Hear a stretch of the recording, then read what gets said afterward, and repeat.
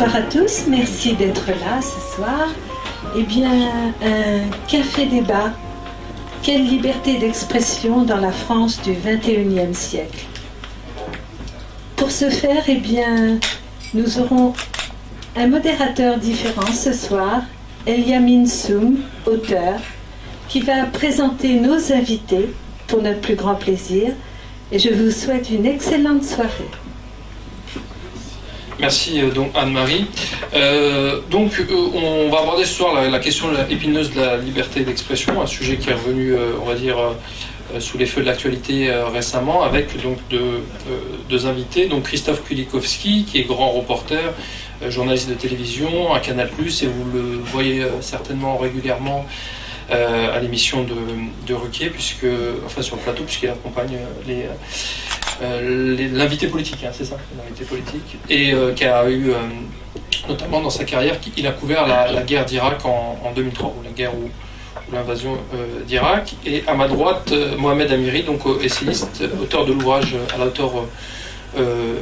la hauteur du mépris, donc un livre qui essaie de faire un point sur les questions un peu d'islam et de laïcité en France, avec toute une série de propositions, notamment sur la question du financement du culte musulman en France. Le sujet donc de ce soir, c'est autour de la question de la liberté d'expression, sachant que c'est un des piliers de la démocratie, et ce dans un contexte d'évolution de la presse, puisqu'aujourd'hui, avec notamment le web, la presse est confrontée à une problématique, je dirais, à la fois la question des ressources, la question du financement, et aussi la question, je dirais, d'une forme de concurrence à travers les blogs, etc., qui libère une parole beaucoup plus large que celle de la liberté de la presse.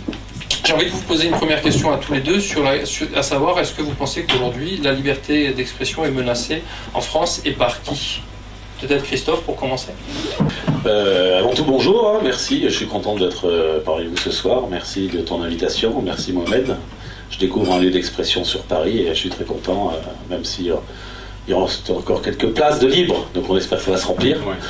Je vais répondre à ta question. Malheureusement, je crois que généralement, et en particulier en France, même si évidemment on est très mal placé, parce qu'il y a des lieux dans le monde où on ne peut pas s'exprimer, et c'est la majeure partie de l'humanité qui ne peut pas s'exprimer. C'est une toute petite minorité qui peut s'exprimer. En France, il y a un repli sur la liberté d'expression, dans le journalisme et dans la rue en général. Les gens ont peur de s'exprimer. Et on le voit très bien avec les comiques, l'évolution des comiques. On va commencer par ça, parce qu'il y a 20-30 ans, Coluche et d'autres pouvaient déconner sur plein de sujets. Sur la religion, par exemple. Et aujourd'hui, c'est devenu tabou. On ne peut plus rigoler de la religion. Je parle des religions en général, et peut-être de l'islam, tout à l'heure on en parlera. Donc il y a un repli, il y a des sujets aussi tabous dans les médias. On n'en parle pas aussi, ça gêne. Alors l'aspect religieux, ça revient très souvent. Et je trouve que c'est dommageable. Donc moi je travaille sur une émission qui s'appelle On n'est pas couché, et on en parlera tout à l'heure certainement, mais pour moi un des derniers espaces de liberté de la télévision publique, où les hommes politiques ou les femmes politiques viennent s'exprimer tous les samedis soirs, en toute liberté.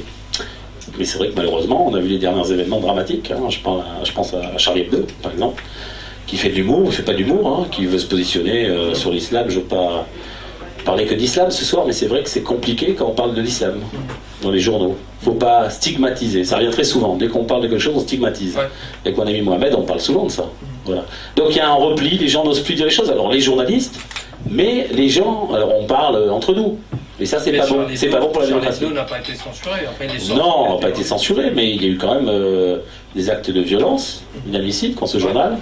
Personnellement, moi, je me suis battu pour que Charlie Hebdo continue à s'exprimer. Voilà. Et il y a eu encore des événements il n'y a pas longtemps. Et même la classe politique a décidé, ils ont dit, c'est peut-être pas le moment de parler de ça. Mais quel moment? Qui décide de quel moment et à quel moment de parler? Moi, je suis un démocrate, un républicain, je parle de tout avec tout le monde.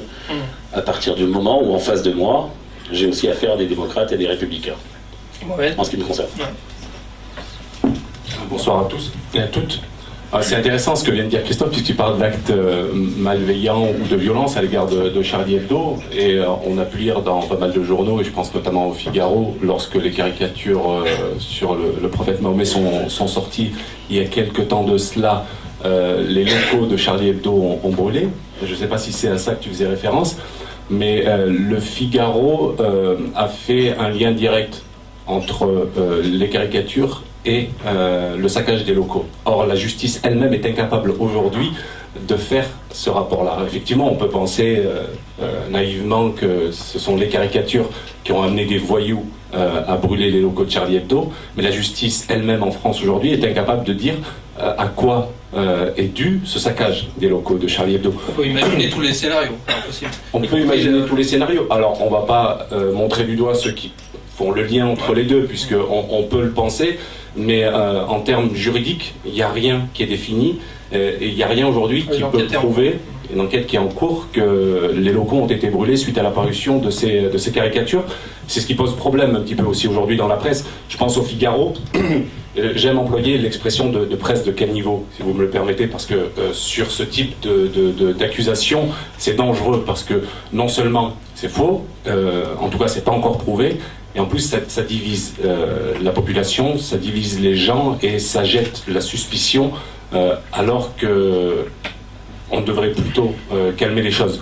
Sur la censure, sur la censure ou le recul de la liberté d'expression. Disons Pardon, la liberté d'expression, je pense qu'avant tout, il faudrait la définir, savoir à quoi est-ce qu'elle correspond précisément. Est-ce que c'est un absolu? Est-ce que c'est relatif? Quand c'est relatif, on dit qu'elle est menacée. Quand elle est absolue, elle ne peut pas s'appliquer. C'est impossible. L'exercice de la liberté d'expression est subordonné quand même à un certain nombre de lois en France. Je pense aux lois mémorielles. Aujourd'hui, on ne peut pas écrire dans la presse ou dire à la radio ou à la télévision que les camps de concentration n'ont pas existé, que les juifs n'ont jamais été déportés. Je prends cet exemple comme je pourrais en prendre d'autres. Sur l'esclavage des Noirs, par exemple, aujourd'hui on ne peut pas dire qu'il n'y a pas eu d'industrialisation. Il y a eu la condamnation d'un historien là-dessus. Il y a eu la condamnation d'un historien, ça prouve bien à quel point est-ce que la liberté d'expression, finalement, elle est très relative. Et elle est surtout soumise aux lois qui existent dans un pays. Alors, les exemples qu'on connaît le plus sont les exemples concernant la discrimination, le racisme, la diffamation. C'est, de ce point de vue, il est impossible aujourd'hui de considérer que la liberté d'expression en France est absolue. Le métier du journaliste, c'est de montrer ce qui ne va pas. Moi, j'ai été attaqué depuis 1993 pour dire mais oui, mais nous on est payé pour montrer que les trains n'arrivent pas à l'heure. On n'est pas payé pour dire que tout va bien. Donc, on avait discuté à l'époque d'un sujet sur TF1 par notre confrère Ariel Zelma qui avait été faire un sujet sur les salafistes à Marseille. Je ne sais pas si vous vous souvenez de ce sujet. Alors, Mohamed dit c'est scandaleux. Oui, c'est peut-être scandaleux. Je ne sais pas ce qui est scandaleux. Il y a des salafistes à Marseille. L'angle, ça s'appelle un angle, ce que j'apprends, parce que je donne des cours à l'école supérieure de journalisme, c'était de faire un sujet sur les salafistes de Marseille. Et le sujet, c'était pas les musulmans de Marseille, c'était les salafistes de Marseille. C'est l'éclairage, moi, que je reprochais à Ariel Zelma, c'est-à-dire qu'il aurait fallu faire un éclairage sur la proportion que représentent ces gens-là. C'est-à-dire que c'est extrêmement minoritaire.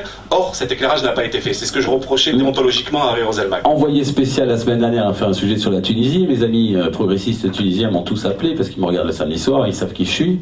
On dit c'est un scandale ce qui s'est passé sur France 2, l'envoyé spécial. Ils ont montré que les salafistes et ce qui se passe là-bas. Mais c'était le sujet, une fois de plus. Donc on parle souvent de ce qui ne va pas. Et tout à l'heure, on s'est rencontrés et j'ai dit, moi, mes amis musulmans, je voudrais qu'ils soient dans les rues quand il y a des exactions commises par des fous. Je voudrais que mes amis musulmans modérés ou mes amis musulmans tout court disent, nous, c'est pas notre islam. On en a souvent discuté, toi et moi, et je les vois pas. Et dans la rue, je vois des fous furieux avec des barbes et qui donnent une mauvaise image de cette religion. Parce que cette religion, tu le sais aussi bien que moi, c'est pas ça. Donc en fait, moi ma question, elle est simple. En France, il y a 65 millions d'habitants, on est d'accord ? 65 ou 66 ? À peu près, oui. Donc si on compte 1% de 65 millions d'habitants, ça fait 650 000. Et quand on voit le nombre de cartes de presse, il y a 35 000 cartes de presse, si je ne me trompe pas. Donc ça atteint même pas 36 000. Donc je pense que la question de la liberté d'expression, elle se situe là. C'est-à-dire qu'à un moment donné, il y a une sous-représentation, c'est-à-dire que ça fait même pas 1%.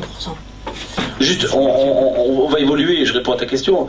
Il n'y a pas que les journalistes. Aujourd'hui, ce qui est génial, je reviens sur la Tunisie et printemps du monde arabe, mais il y aurait tellement de trucs à dire.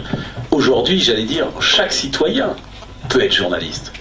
Et grâce au net, mais grâce et à cause, parce qu'on lit tellement de conneries sur Internet aussi, c'est le problème d'Internet. C'est-à-dire que tout le monde se déchaîne, mais en même temps, la révolution, ils ont chassé Ben Ali grâce à Facebook, grâce à Twitter, et on peut plus. Donc, Internet aujourd'hui est devenu incontournable du monde de l'information. Donc ça veut dire que chacun peut être journaliste. Moi, ça me déplaît pas cette image. Même si j'ai une carte de presse, même si j'ai fait une école, et même si je me bats aujourd'hui pour avoir une carte de presse, c'est pas si compliqué que ça. Il faut que pendant 3 mois, tu travailles comme journaliste. Donc c'est plutôt cool. Et tu peux, si tu as plus de 50% de tes ressources, tu deviendras journaliste. Mais ce que je veux dire, c'est alertons les citoyens. Et chaque citoyen peut devenir journaliste. On peut être témoin de notre époque aujourd'hui. Et ça, c'est important. Ça n'existait pas il y a encore 20 ans. Donc aujourd'hui, vous le voyez, on fait un blog, on fait son truc, et puis vous êtes repris. Le problème, c'est que parfois, il y a des cons qui disent plein de conneries et qui sont repris par d'autres cons. Et on arrive à des contre-vérités. Et donc, bon, j'ai travaillé, je faisais partie de l'équipe des encadrants du Bondi Blog aussi, je pense que vous connaissez. Et ce dont je m'aperçois, c'est que pas mal parmi ceux qui réclament plus de liberté de la presse sont aussi ceux qui sont les premiers parfois à demander la censure. C'est assez paradoxal. Je prends un petit exemple, et c'est vrai qu'aujourd'hui, hormis les sujets économiques, moi, que je ne maîtrise pas, où il peut y avoir une autocensure, par exemple, sur les supermarchés dans un magazine. Est-ce qu'on va proposer en séance de rédaction un papier sur les supermarchés alors qu'ils alimentent en publicité le journal? Enfin bon, ça c'est un peu les exemples classiques, et là je ne maîtrise pas du tout. Mais c'est vrai qu'aujourd'hui, en gros, le sujet qui fait problème en France, c'est le sujet israélo-palestinien, quoi, pour aller vite.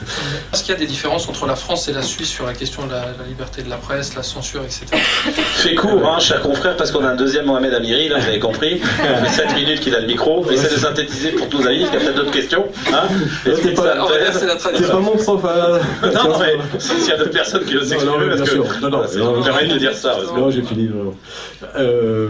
Écoute, tu me prends un petit peu au dépourvu, parce que c'est vrai que ça fait depuis 2004 que je suis plus en Suisse, mais du temps où j'y étais, j'ai pas souvenir, sinon pour la question des banques et du secret bancaire, comment dirais-je, d'une autocensure chez le journaliste.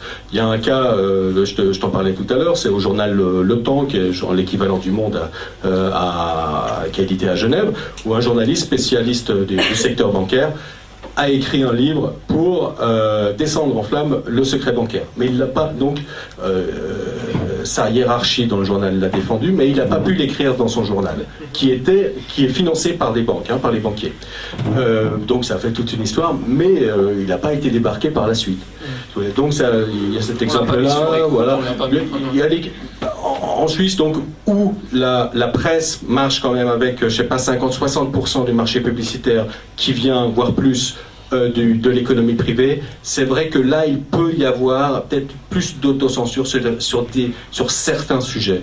La grande distribution, les banques, les voitures, des choses comme ça. Très bien, merci Antoine. Est-ce qu'il y a d'autres réactions pour l'instant? Bonsoir, je m'appelle Nesrine et j'avais une réaction par rapport à ce que vous avez dit, Christophe. Donc vous disiez que les journalistes sont payés à dire ce qui ne va pas. Donc ça m'a un peu choqué dans le sens où donc, la surexploitation des sujets sur l'islam, c'est pour montrer à la France que l'islam ça ne va pas. C'est à peu près ça. L'idée que... Enfin, c'est ce que j'ai compris entre autres. Et par rapport à la qualité, on va dire, de la presse française ou sa considération, j'avais envie de vous poser la question, qu'est-ce que doit faire la presse française, les journalistes français, pour être mieux considérés et être, on va dire, au niveau de la presse américaine ou presse allemande que vous avez citée? Quel est le travail sur elle-même qu'elle doit faire pour gagner en légitimité, gagner en respect, je sais pas. Donc est-ce qu'elle n'est pas, enfin on parlait de réseau, est-ce qu'elle n'est pas inféodée, est-ce qu'il n'y a pas trop d'amitié, est-ce qu'il n'y a pas trop de... C'est quoi ces entraves internes? C'est pas seulement de ce qui viendrait du pouvoir.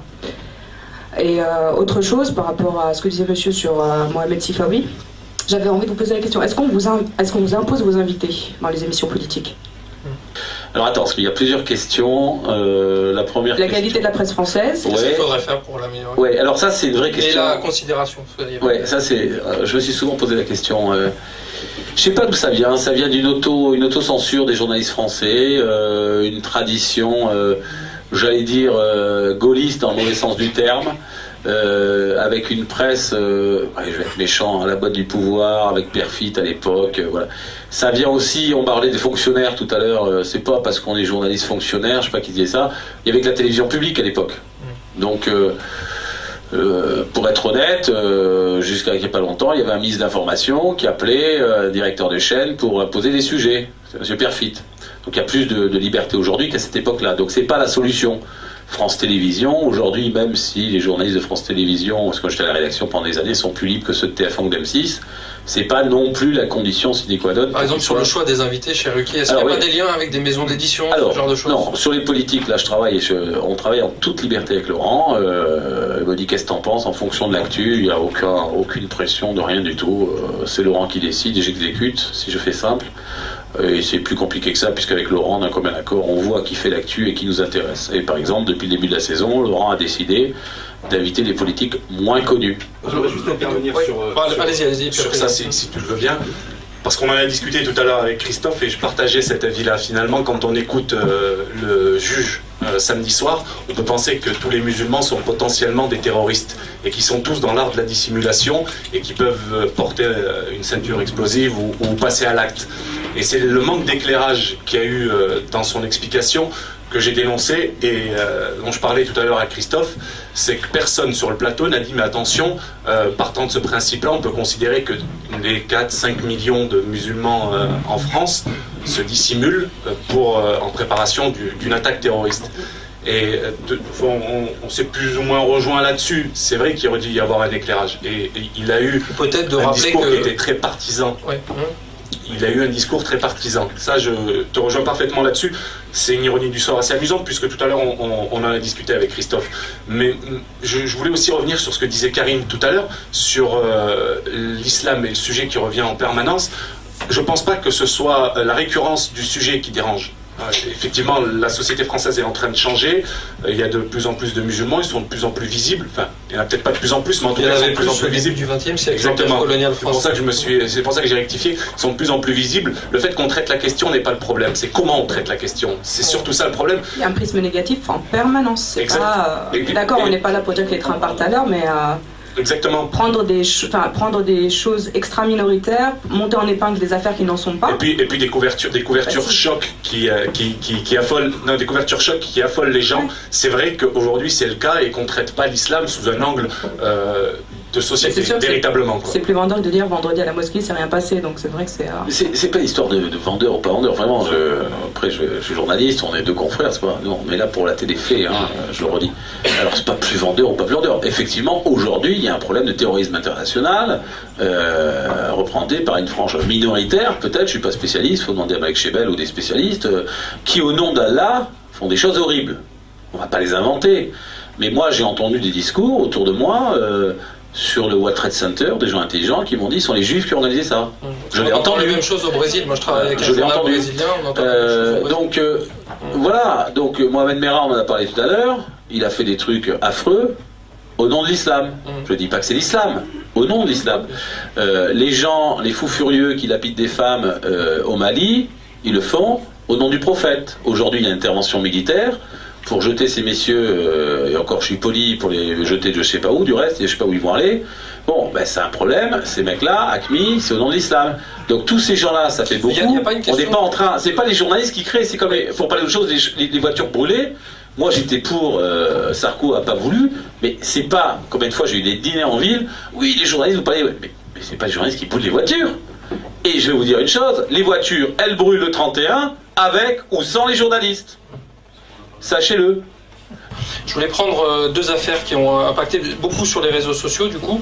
C'est l'affaire du RERD, qui a été une fausse affaire d'antisémitisme. Mais on en a eu une autre récemment sur un train, c'était entre, je crois, Marseille et Montpellier. Et puis il y a eu une agression en fait entre des jeunes d'origine maghrébine et une personne de confession israélite, un jeune homme. Et en fait, il s'avère qu'après l'enquête, non seulement c'est la personne de confession israélite qui a attaqué en premier, et donc c'était juste une rixe entre adolescents, puisqu'il y en a le jeune de confession israélite parlait fort au téléphone, et les jeunes sont intervenus, ils allaient passer un test pour entrer dans l'armée. Et sur le traitement, là, par rapport à la question de la fabrication de l'opinion, l'affaire du RERD, vous vous en souvenez, donc une fausse agression antisémite, il y a eu donc toute une levée de boucliers, sans attendre l'enquête de police, sans qu'il y ait aussi après un démenti précis des faits. Et là, c'est là où on touche aussi à la construction, c'est-à-dire qu'on a lancé dans l'idée qu'il y a eu une agression horrible, etc., condamnable si ça avait été le cas, bien évidemment. Et on crée finalement un imaginaire qu'en France, il y a un certain nombre de sujets, ce que disait Antoine sur la question du conflit israélo-palestinien, qu'on ne peut pas aborder. Donc je voulais prendre cet exemple et savoir un petit peu votre avis là-dessus et celui de la SAM. Et le deuxième exemple, c'est celui par rapport à la question de la censure, lorsque le CRIF écrit, donc le Conseil représentatif entre guillemets des institutions juives de France, écrit à la direction de France Télévisions pour dire son mécontentement par rapport à un reportage qui a été réalisé sur, on va dire, sur le conflit israélo-palestinien, avec un certain nombre de pressions pour éviter la diffusion donc en amont de ce reportage, plus des pressions aussi pour censurer un certain nombre de conférences où Stéphane Hessel était invité. Donc je voudrais avoir un petit peu votre avis là-dessus pour comprendre si en France aujourd'hui il y a une tentation, parce que je sais que le mot est proscrit en France, de lobbying d'un certain nombre de groupuscules ou finalement d'acteurs. Ça rejoint un petit peu la question aussi des experts médiatiques ou de ces idéologues. C'est intéressant, il y a une constante dans ce que tu viens de dire, ça concerne la communauté juive. J'espère que je ne vais pas être traité d'antisémite après ce que je vais dire, mais c'est une réalité aujourd'hui. Je pense notamment à Dieudonné, lors de son sketch, le sketch qui a été produit sur le plateau de Marc-Olivier Fogiel, sketch qui m'a fait rire. Et pour le coup, quand on voit la manière dont tout le monde s'est jeté sur lui juste après, il ne faut pas oublier que c'est un comique. On en a parlé, ça fait 10 ans qu'on parle de cette affaire-là, mais ça prouve à quel point est-ce qu'il y a une pression lobbyiste sur les rédactions, sur les municipalités, je veux dire dans le milieu politique, puisqu'il a vu de nombreuses dates être annulées par les municipalités. Et ça pose aujourd'hui un vrai problème. Le RERD, c'est la même chose, c'est une jeune femme juive qui a été agressée. Qui disait avoir été agressé. L'histoire ensuite est complètement tombée à l'eau. L'histoire du jeune qui s'est bagarré dans un train récemment, c'est un petit peu la même chose. Donc effectivement, oui, il y a une vraie question autour des lobbies et de l'influence qu'ils peuvent avoir, autant sur la presse que dans l'opinion publique. Ouais. Dans le débat de la liberté d'expression, est-ce qu'on utilise les bonnes définitions ? C'est-à-dire qu'on utilise des termes, mais peut-être pas forcément dans les bons contextes, et peut-être pas forcément avec les bonnes personnes. Donc, faut être précis, allez-y. Hein. Bon, en fait, je parle en général, c'est-à-dire que peut-être que dans la liberté d'expression, peut-être qu'on manque de philosophie, et peut-être qu'on utilise des débats à des mauvais endroits. C'est-à-dire que... Je sais pas si vous comprenez presque ce que je veux dire. C'est-à-dire que, si j'ai compris, c'est la réaction. Est-ce qu'on ne demande pas aux musulmans de réagir par rapport aux salafistes, à la majorité d'entre eux? Voilà. Comme on ne va pas demander à la majorité de réagir face à Civitas ou au groupuscule d'extrême entre autres, parce qu'on ne pas tous... ouais, d'accord, très bien. Enfin, on ne demande pas, comme on ne demande pas forcément aux autres groupes de réagir par rapport aux franges extrémistes. C'est-à-dire qu'on ne demande pas aux Français de sortir dans la rue quand il y a 6 millions de voix pour le Front National. Moi, ce qui me choque là aujourd'hui dans ce débat, c'est qu'on parle que d'islam. Demain, tous les jours, on entend parler des prêtres qui violent des enfants. Donc aujourd'hui, moi, quand je parle avec des amis qui sont musulmans, ils me disent oui, vous les chrétiens, les prêtres, ils violent les gosses. C'est l'image qu'on a du christianisme aujourd'hui. Et on nous sert ces informations-là à tort et à travers. Tous les chrétiens ne sont pas des violeurs d'enfants. Et pourtant, ça choque personne. Donc forcément, on a un débat religieux, très bien. Faut prendre en compte. C'est pas un débat religieux. Non, ça tourne en débat religieux. On est là dans la liberté d'expression et on parle que de l'islam. Mais je vais t'expliquer pourquoi. Parce que l'émergence de la religion musulmane en France a fait ressortir entre autres 2 thèmes très importants. La laïcité et la liberté d'expression. Voilà. C'est-à-dire que la liberté d'expression... On en parle depuis des années. Non. La laïcité, c'est l'islam qui a remis au goût du jour la laïcité. Je veux dire, les problèmes avec l'église catholique étaient réglés depuis longtemps et c'est l'émergence de l'islam qui a fait revenir tout ça. Et tout comme la liberté d'expression, c'était complètement acquis qu'elle existait en France. Et quand Charlie Hebdo a publié ses premières caricatures en 2004... La liberté d'expression est acquise en France ? On n'en parlait pas et on la remettait pas en question jusqu'à ce que les musulmans se plaignent des caricatures qui ont été sorties par Charlie Hebdo, qui avait repris, je tiens à rappeler qu'il avait repris les caricatures d'un journal d'extrême droite. À un moment donné, ça peut être un autre sujet, mais on se demande sur quel positionnement idéologique se situe Charlie Hebdo. Mais c'est à partir de là qu'on a commencé véritablement à en parler. Charlie Hebdo a tapé aussi sur les doigts de Juifs. Oui, mais on n'a jamais accusé les catholiques de remettre en question la liberté d'expression. Pour licenciement abusif sur Cine. C'est pas la même chose. On n'a jamais reproché à Charlie Hebdo, on n'a jamais reproché aux catholiques en France de remettre en question la liberté d'expression. On n'a pas reproché à Charlie Hebdo quand ils ont écrit sur fils de je sais plus qui sortait avec une juive. Non, ce qui s'est passé, c'est que l'inverse. On lui a pas tapé sur les doigts. Non, pas du tout. Ce qu'a fait Philippe Val, c'est qu'il a viré Ciné à ce moment-là. Ciné qui est quand même on peut ne pas aimer son humour, mais qui est un anticlérical et qui tape sur toutes les religions. Et le magazine a été condamné à 90 000 € d'amende pour licenciement abusif. C'est Philippe Val qui, à l'époque, avait censuré la parole de Ciné. Donc c'est Philippe Val qui avait censuré Ciné, mais il n'y a pas eu de censure. Il y a eu effectivement une plainte de la LICRA à l'époque, mais qui a été rejetée par la justice. C'est pour cette raison qu'on parle beaucoup d'islam ici. Enfin, je veux dire, il y a un parallèle qui est intéressant entre la liberté d'expression et la laïcité, c'est que les défenseurs de la laïcité ou de la liberté d'expression sont ses principaux finalement pourfendeurs. Voilà. C'est-à-dire que sur la laïcité, on se rend compte que les politiques qui défendent ce principe républicain auquel tout le monde est si attaché, ce sont ceux qui finalement la dévoient au quotidien dans leur activités politiques en tant qu'élus, en tant que maire ou député, sont eux qui représentent un vrai danger pour la laïcité. Comme ceux, et je citerai Charlie Hebdo, qui défendent la liberté d'expression et qui se font les chantres de la liberté d'expression, mais qui en réalité la menacent véritablement plus que quiconque. Voilà. Et c'est pour ça qu'aujourd'hui, ça tourne beaucoup autour de la religion, puisque les caricatures de Charlie ont créé autour de la religion musulmane une espèce de focus sur les compétences à accepter ou pas la liberté d'expression. Et puis il y a devant, après. Par rapport à la liberté d'expression, donc je trouve qu'en France, effectivement, c'est-à-dire par rapport à d'autres pays, il y a une grande liberté d'expression. Par contre, donc, je pense en fait que le métier de journaliste est respectable, etc.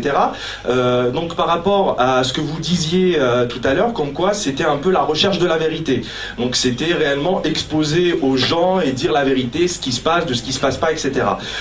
Par contre, moi, c'est-à-dire l'impression que j'ai actuellement, c'est qu'il y a énormément de sources d'informations. Donc ça veut dire, je rebondis également sur ce que a dit Mohamed Améry, c'est qu'en fait, moi je pense qu'il faut effectivement douter de tout, parce qu'il y a énormément d'informations, il faut pouvoir faire la part des choses pour se faire sa propre idée de ce qui se passe dans le monde, etc. C'est-à-dire quelque part, c'est-à-dire si on a la capacité de faire le tri, plus il y a d'informations, mieux c'est. Par contre, c'est-à-dire si c'est dans la recherche de la vérité, c'est pourquoi la plupart des informations ne vont pas toutes dans le même sens.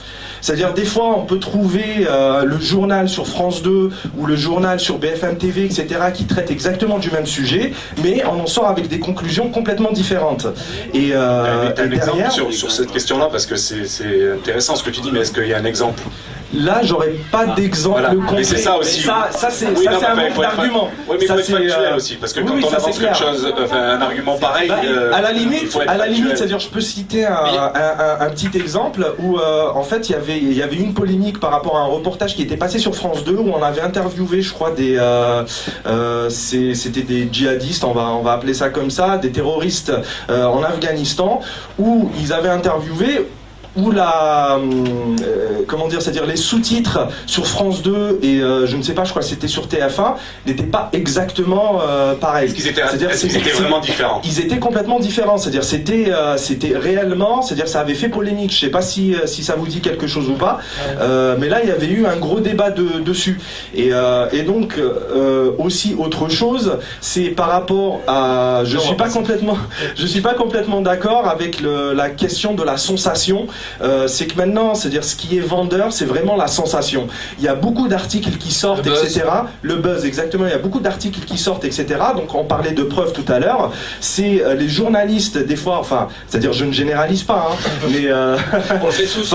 Voilà. C'est il y a certains journalistes, donc pour pas généraliser, en fait, qui balancent l'info sans avoir de preuves derrière, juste pour faire le buzz ou autre. Et quand on voit quelque part qu'il y a des journaux comme vous disiez tout à l'heure, Le Monde et compagnie, c'est-à-dire qui sont financés par Dassault, etc. On se dit, est-ce qu'il n'y a pas, est-ce que les journaux aujourd'hui ne sont pas gérés comme de grosses entreprises où il faut faire un certain profit, sensation, etc. Christophe l'avait évoqué. Voilà. Je vous remercie. Merci. Je voudrais prendre la parole un petit peu parce que ça fait 20 minutes que je ne me suis pas exprimé.